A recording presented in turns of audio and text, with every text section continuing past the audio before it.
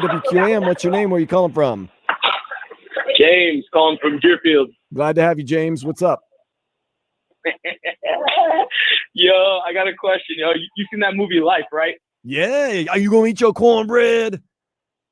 Are you gonna eat your cornbread? But I got one thing I got to tell you. They SOFT, soft.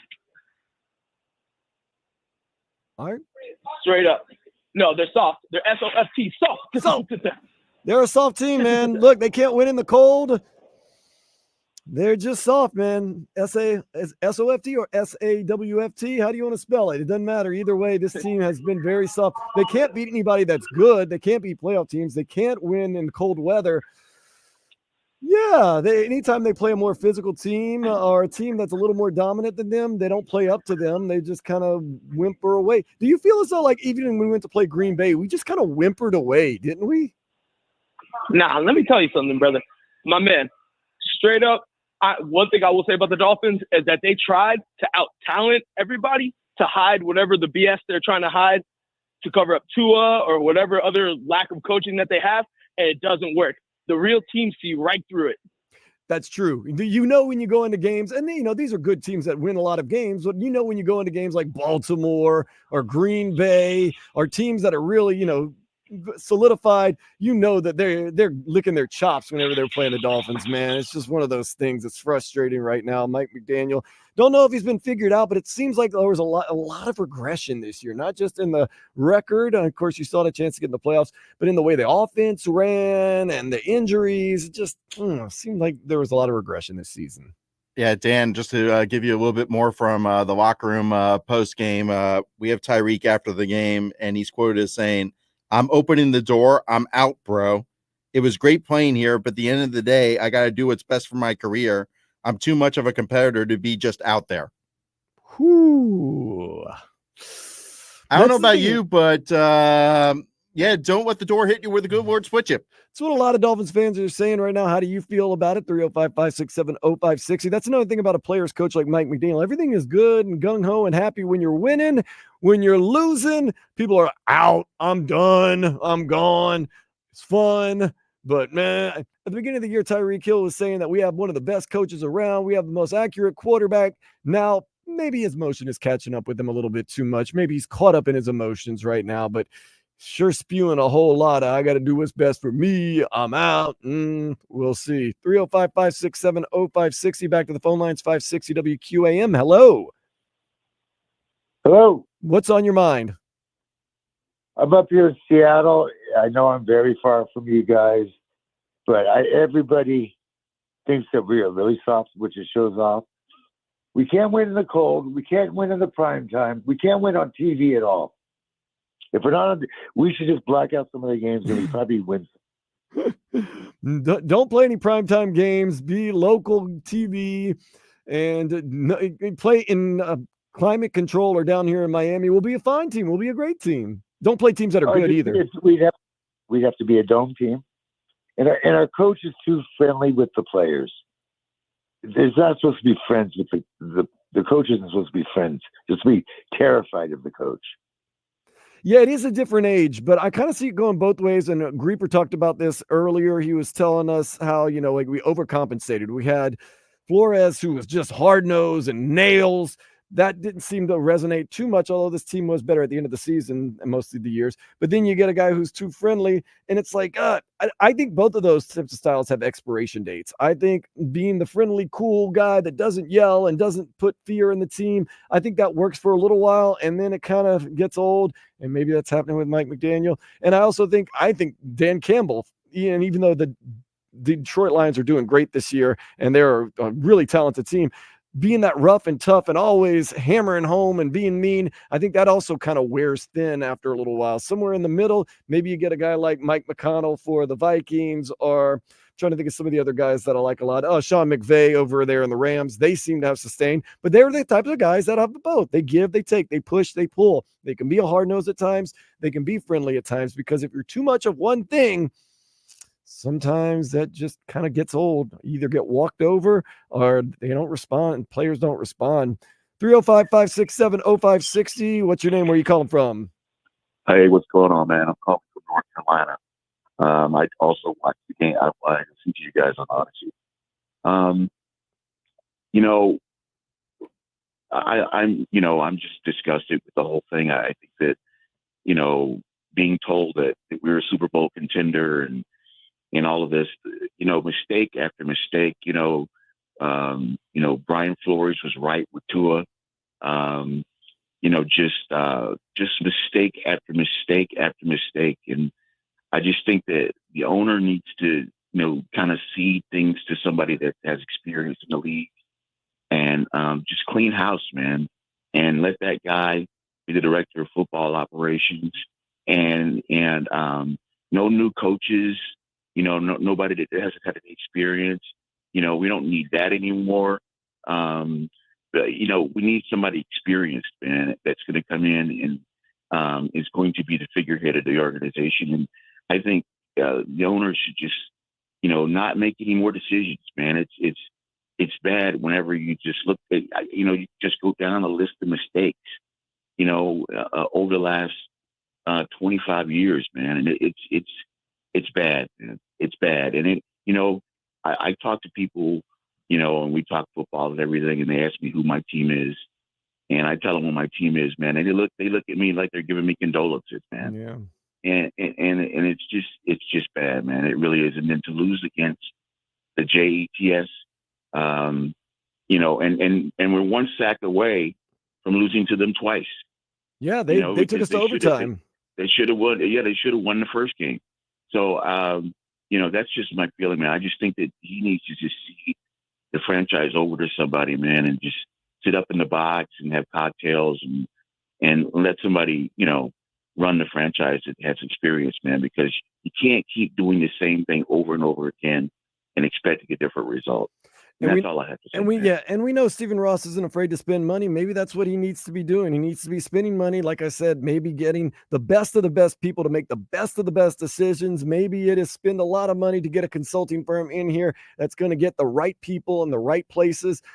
Once again, with that change, it could be a total rebuild. It could look totally different for people that are saying we want to totally blow it up, trade Tua, trade Tyreek, fire Mike McDaniel, fire Chris Grier. Well, if you have a fire sale and you burn things down, it's going to take time to rebuild it up back up. So you're going to have to be, I hate to say it, 25 years without a playoff, but you're going to have to be patient if that happens. Well, the other thing is that there's no such thing with the cap realities of football nowadays into a total fire sale. You really can't do that unless you have expiring contracts to do that with. And unfortunately, in this situation, you don't have that. You have long-term contracts with Waddle, Ramsey, Tyreek, Tua. All these guys are long-term right now. It's going to be difficult to get out of them unless you have another team out there that's willing to take it on and have the cap room to do it. And what we're hearing from the locker room from Tyreek Hill, he doesn't seem very happy with his situation here in Miami. He doesn't just want to be quote unquote out there. He had disappeared for a while. I don't even think he was playing at the end of the game. And that was the thing that McDaniel actually brought up post game is that he was told at the end of the game that Tyreek was not available and it wasn't due to a new injury. Which you hear that. I don't know about you, but we know that they were out of the game already at that point. Right. And we do know that this game actually, win or lose, we weren't going to get into the playoffs. So it was a moot point. Right. But, when you hear about that does not sound good for, an all for one team philosophy when you have one of your star players, one of the highest paid players on your roster asking out. Yeah, have some pride. You still have a winning season on the line. You still want to get over 1,000 yards. You still owe it to your teammates, and you're still getting paid. So you shouldn't be able to pick and choose when and where you want to play if that's the case.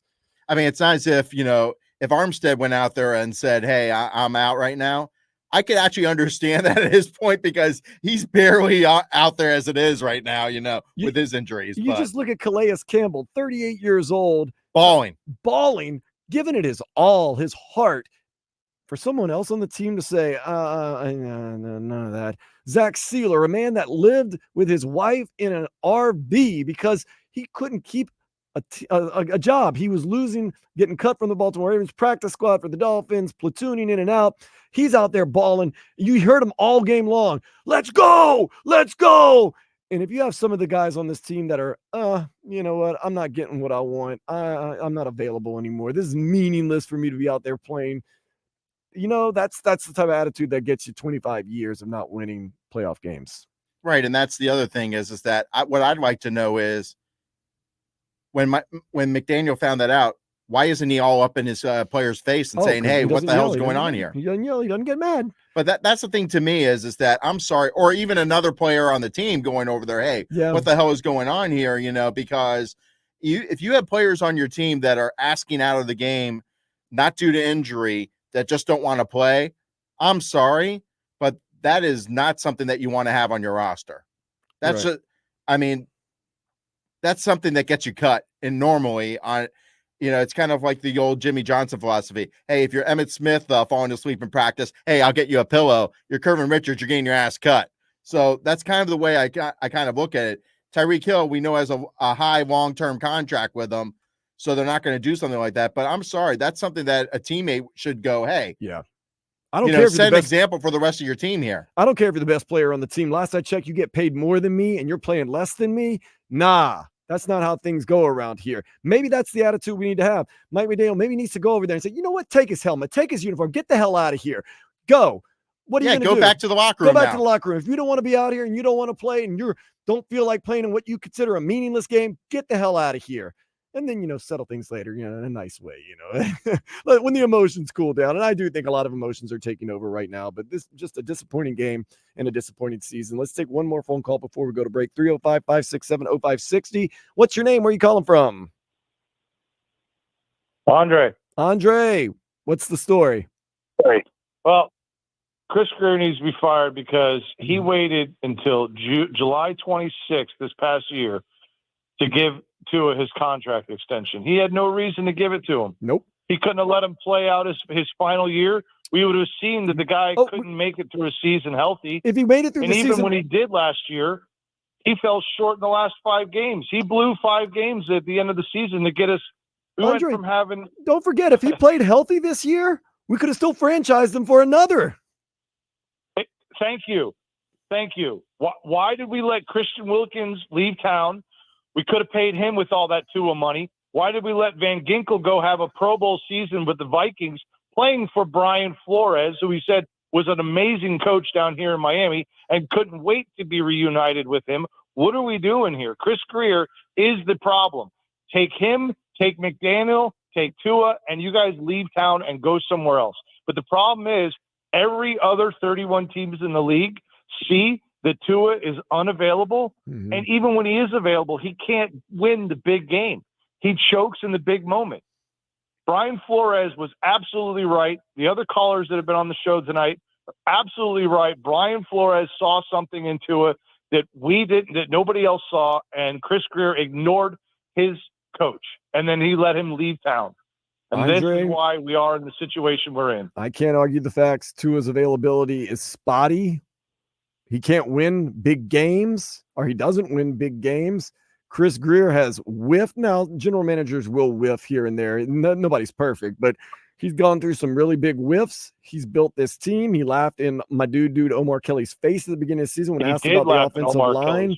And Omar said, this is a serious issue. He said, I think y'all are more worried about it than we are. Maybe you should worry a little bit more about it, because what I've seen from that running game and what I saw from that, I don't want to use the word, just that soft offensive line, that soft team that I saw today in the cold against the not very good New York Jets team that had nothing to do other than get Aaron Rodgers' 500th career touchdown pass. And then once the Jets started rolling, there was no stopping them. Of course, the game was out of hand and it didn't mean anything, but at the same time, have some pride. Did it even look like when at the very beginning of the game, when there was still question they could get in the playoffs, that the Dolphins were really, really like gung-ho and going out for pride? Or did you see like they were kind of just going through the emotions? They were checked out of this game before they even suited up today. I thought so too. I don't think they had any intention of. I think that they knew that Denver was going to play backup Kansas City Chiefs team, and that there's no way the Kansas City Chiefs they weren't going to start their guys. They knew that, and they knew that Denver was just going to go in there and roll them. Dude, you think a normal team could beat the Kansas City 34-0? Was that the final score? No, 38-0. Come on. 38-0. I still wanted the Dolphins to go out there and have some pride. I didn't feel as though they had as much pride as they should have. And you know what? And you know what? Good guys like Campbell, Sealer, your true leaders of that team, they did. They played with pride all the way to the final snap. Your crybabies like Tyreek Hill, get the hell out of town, bro. Go play with someone else. Go somewhere else. You made everybody believe that Tyreek Hill was better than Patrick Mahomes. You tried to make people believe that when you first came into town. You're out of your mind, Tyreek Hill. Leave. I think Tyreek Hill's just frustrated right now, but those types of comments and the kind of way he's carried himself at some points in the season, and if it's true that he kind of checked himself out of the game, and I noticed he was not in at the end of the game. Now, you could be saying it's a health issue. He's already got the wrist. The season's pretty much over, but I don't know, man. Maybe you go out there and you catch a pass or two, you try to break one, and you tell the team, like, we're in this together.